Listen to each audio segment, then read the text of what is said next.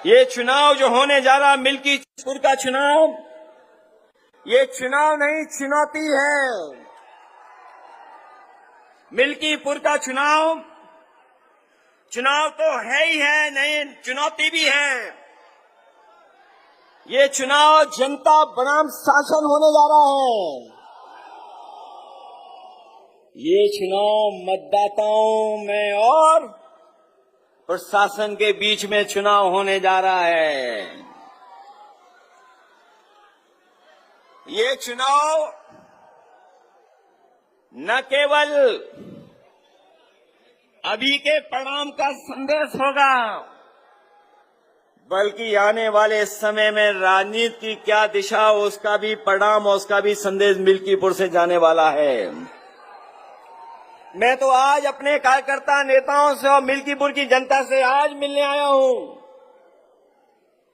लेकिन कई लोग गिनती कर करके बता रहे थे कि मिल्कीपुर के परिणाम की वजह से लखनऊ वालों को नींद नहीं आ रही है। वैसे तो जब से अयोध्या हारे हैं भारतीय जनता पार्टी के लोग सो नहीं पा रहे हैं। जब एक करवट लेकर के सोने की कोशिश करते हैं तो उन्हें उत्तर प्रदेश की हार याद आ जाती है,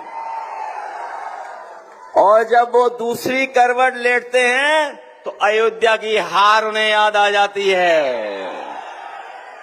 आपने देखा होगा जिस समय लोकसभा में हम लोग पहुंचे थे, एक तरफ तो जीत का उत्साह था, जीत के उत्साह के साथ साथ आपके सांसद अवधेश प्रसाद जी से सब लोग मिलना चाहते थे।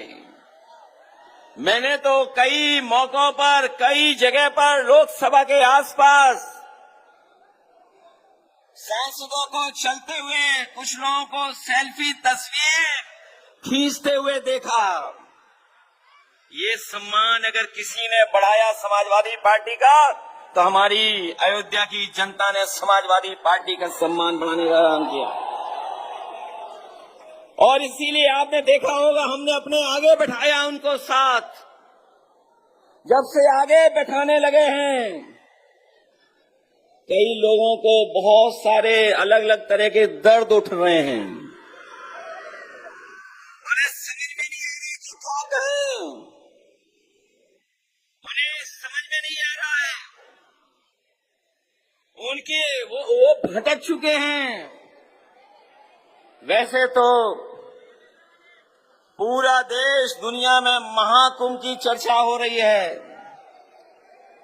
जो कहने को 144 साल बाद हो रहा है, लेकिन हमारे बहुत सारे जागरूक पत्रकार और जो एस्ट्रोनॉमी को समझते होंगे, नक्षत्रों की जानकारी रखते होंगे, वो जानते होंगे हर कुंभ 144 साल बाद ही होता है। कुंभ जो हो रहा है, जहां पर लोग जगह जगह से, पूरी देश से लोग चल करके आए थे, एक वो कुंभ है और दूसरा मिल्कीपुर का यहां पर समाजवादियों का कुंभ हो रहा है। और ये जो हमारे मिलने का, एक दूसरे के साथ खड़े होने का जो मिलन का कुंभ है, ये एक बार फिर सांप्रदायिक राजनीति को हमेशा के लिए खत्म करने का काम करेगा। याद होगा हमारे साथियों को, जिस समय अयोध्या का परिणाम आया था, मैंने दिल्ली की प्रेस और लखनऊ की प्रेस के सामने और जनता के लिए कहा था कि अयोध्या की जनता ने समाजवादी पार्टी और अवधेश प्रसाद जी को जिता करके हमेशा के लिए सांप्रदायिक राजनीति को खत्म करने का काम किया। ये जो सांप्रदायिक राजनीति का जो रास्ता था, वो अगर किसी ने खत्म करने का काम किया तो वो हमारे अयोध्या और अयोध्या धरती के लोगों को मैं धन्यवाद देना चाहता हूं, उनका आभार प्रकट करना चाहता हूं। ये जो महाकुंभ के प्रचार को न जाने किस ऊंचाई तक ले जाना चाहते थे, जो घटनाएं वहां हुई हैं महाकुंभ में, हम और आप लोग कल्पना नहीं कर सकते हैं। हम लोग कल्पना नहीं कर सकते हैं, जिस दिन से स्नान होना शुरू हुआ है, सरकार लगातार गिनती बता रही है। कभी कहती है कि इतने करोड़ लोगों ने स्नान कर लिया है, कभी आंकड़े देती है कि इतने करोड़, 30 करोड़ से ज्यादा लोग स्नान कर चुके हैं। जब हम और आप लोग लौट करके जाएंगे तो आपको, हम लोगों को नए आंकड़े मिलेंगे कि इतने करोड़ लोगों ने स्नान कर लिया है। जो करोड़ों के आंकड़े दे रहे हैं, और मैंने सुना था उनका भाषण, तो अयोध्या में भी 16 करोड़ लोग आ चुके हैं, दर्शन कर चुके हैं। जो सोचिए करोड़ों का हिसाब किताब दे रहे हैं, वो वहां पर जिन लोगों की जान गई उनकी गिनती नहीं दे पा रहे हैं, उनके आंकड़े नहीं दे पा रहे हैं। ऐसा कभी नहीं हुआ था, ऐसा कभी नहीं हुआ। और जब कभी भी हुआ है तो उस समय की सरकारों ने स्वीकार किया है। ये पहले मुख्यमंत्री हैं जो सच्चाई को स्वीकार नहीं कर रहे हैं। कहते हैं कि हम 3 बजे से उठ करके इस पूरा इंतजाम देख लेते हैं, लेकिन जिस समय घटना होना शुरू हुई है, अगर उसी समय पर सरकार ने कुछ सही फैसले उठाए होते तो आज जिन लोगों की जान गई है उनकी जान नहीं गई होती।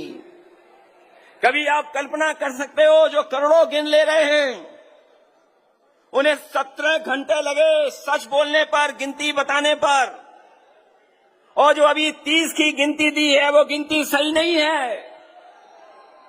वहां से जो जानकारी आ रही, जो सूचनाएं आ रही हैं, अभी भी बहुत सारी ऐसे लोग अपने परिवारजनों को ढूंढ रहे हैं, वो शायद मिल जाए हमें। 100 घंटे से ज्यादा हो गए हैं।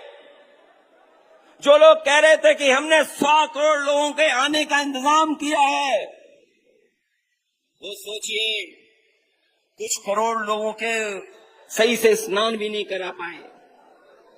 जो लोग आए थे उस रात, करोड़ों करोड़ों लोग बिना स्नान के चले गए। कोई संगम में नहीं पहुंच पाया, कोई भी इंतजाम सरकार नहीं कर पाई। ऐसा पहली बार हुआ होगा जहां पर करोड़ों लोगों को बुलाया हो, लेकिन स्नान करने का मौका उनको नहीं मिला, उन्हें वापस खदेड़ दिया गया।